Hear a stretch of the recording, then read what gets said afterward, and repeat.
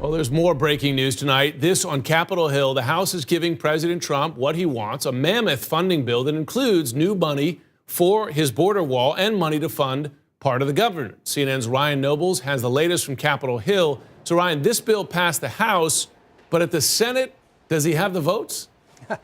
You know, Jim, it is very hard to find anybody on Capitol Hill who believes that the Senate will pass this, specifically with the margin necessary to pass this legislation. They'll likely need 60 votes to get it over the finish line. You know, Democratic leaders have been insistent that they have no interest in supporting any type of legislation, even if it means keeping the government open, if it includes funding for a border wall. And the $5.5 billion that was inserted into this bill by House Republicans about an hour ago is exactly what the Democrats are opposed to. And to be clear, Jim, there's also quite a few Republicans on the Senate side that are also uncomfortable with the way that this language was inserted into this bill at this stage of the game, after it seemed both the White House, the House, and the Senate leaders on both Republican and Democratic sides of the aisle had agreed to pass a clean continuing resolution that would keep the government open until February. So the big question now is, what happens next? And, you know, Jim, there are Republicans in the House who believe that this opens the door for Democrats and the White House to begin another conversation on border wall funding,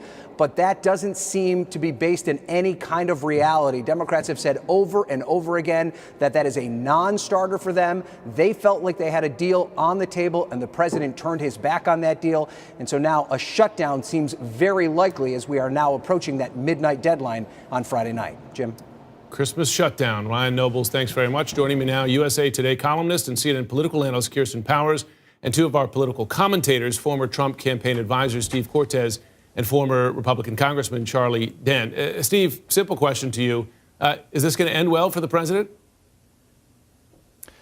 Look, I think it will, because it's going to end well eventually for America. Now, there may be a lot of near-term consternation, and I don't want a government shutdown, and I do realize that it will bring pain to some people. But in my view, it is well worth the temporary problems of shutting down part of the government so that we can permanently shut down what is a porous border that is a massive threat to our national and economic security in this country. So I'm glad that the president said he won't sign this continuing resolution. I think the Senate abdicated its responsibility by simply punching it to February and saying we'll deal with this later because we want to get home early for Christmas. That's not leadership.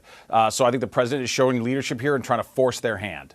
But Charlie Dent, the part of the government that's going to shut down, it's going to be the Department of Homeland Security, some elements of law enforcement, health care, et cetera. I mean, these are not inconsequential parts of the government. Is that a price worth paying for the American people? Absolutely not. Look, this is utterly reckless. We all know how this is going to play out. The House just sent a bill over the Senate. The votes aren't there in the Senate. The Senate will strip out that $5 billion. They're going to send it back to the House. And if the House doesn't pass it, this is going to shut down. There's absolutely no reason to do this. The president had a deal on border security and DACA, the Dreamers. He walked away from it.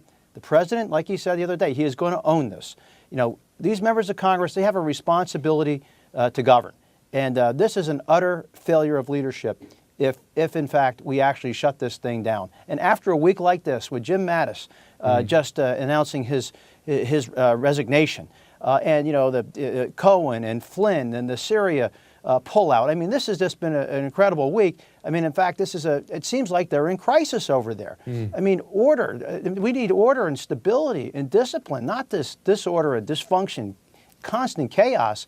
This is just terrible for the country. And I think as center-right conservatives, people ought to stand up and say this. This is not conservatism. This nativism, protectionism, isolationism, and now a shutdown. This is just not in the interest of this country.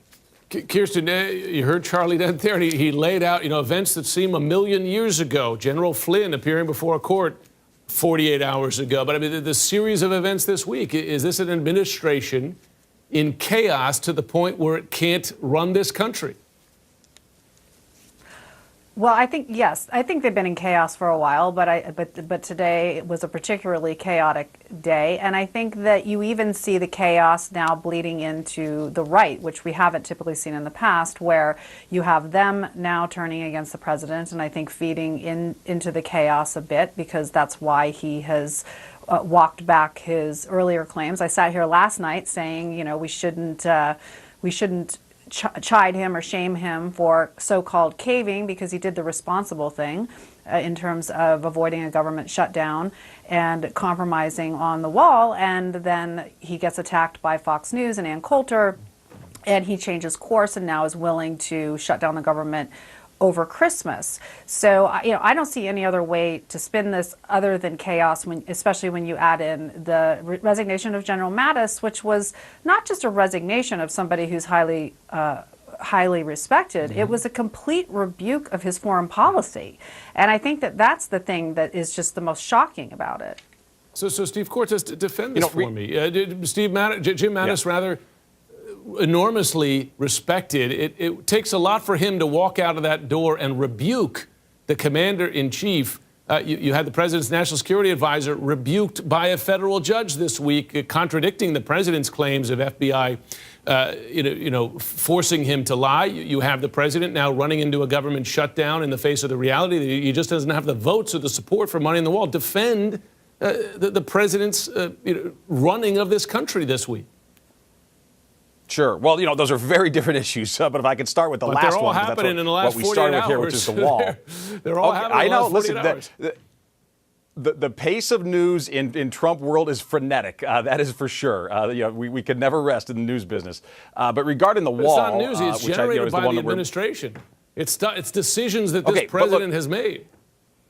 When it comes to the wall, I think Kirsten's, by the way, exactly right. I think the president was waffling on this. Or waffling is probably too strong a word, but he was at least considering what was advertised as a compromise. And in my view, it was no compromise at all. The president got nothing. He got no funding for the wall. And he got to sign yet another gargantuan spending bill like he did during the omnibus. And he promised us that he wouldn't do it again. So those of us, his most fervent supporters, those of us from the 2016 movement, from the campaign, we were very, very worried about it. I said so last night on the air. I said, I can't imagine, for example, I've already pledged to work for his reelection in 2020. I can't imagine going to voters and trying to explain to them why we don't have a wall in 2020, why we came up short on that issue, because it was the foundational promise of his campaign, the foundational promise of his campaign. And we've had a Republican Congress still for a few more days. We have to do everything possible to try to get this done, not because it's a vanity project or just because he promised, but because it's right for the security of the American people. Walls work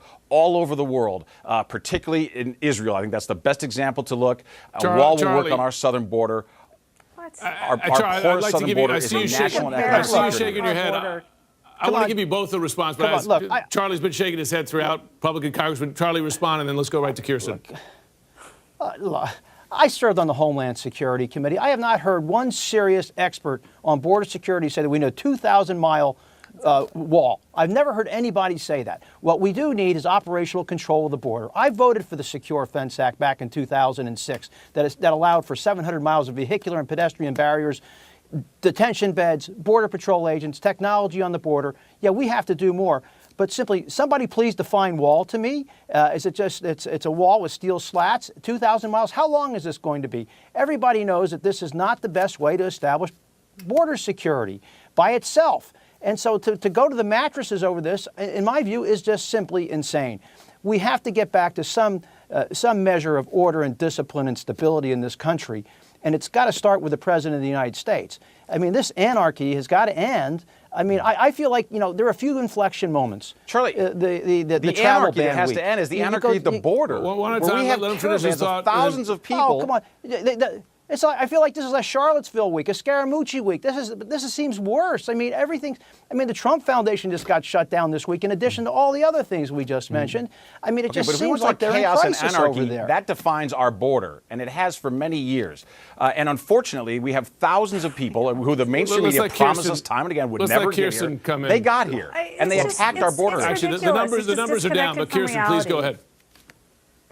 It's just completely disconnected from reality. There is not chaos. To the extent that there's any chaos happening, it's created by the president. And, him sending the military to the border to fight off so-called invaders, which are actually just desperate people trying to get to a safer country, is the chaos that we see. And so I think it was a campaign promise. It's a bumper sticker campaign promise. And he made a promise that Mexico was going to pay for it. Everybody knew that that was completely bogus. And that's how he got himself into this mess, is that Mexico's not paying for it. See, we don't talk about that. Mexico is supposed to be paying for this, right? Mexico was never going to pay for it. Now you guys are mad at the Congress for not funding it. I mean, Mexico was supposed to pay for it. So why is this Congress's fault? Kirsten, Steve, Congressman Dan, these are issues we're going to be running with for some time. But thanks for all tonight for taking the hard questions.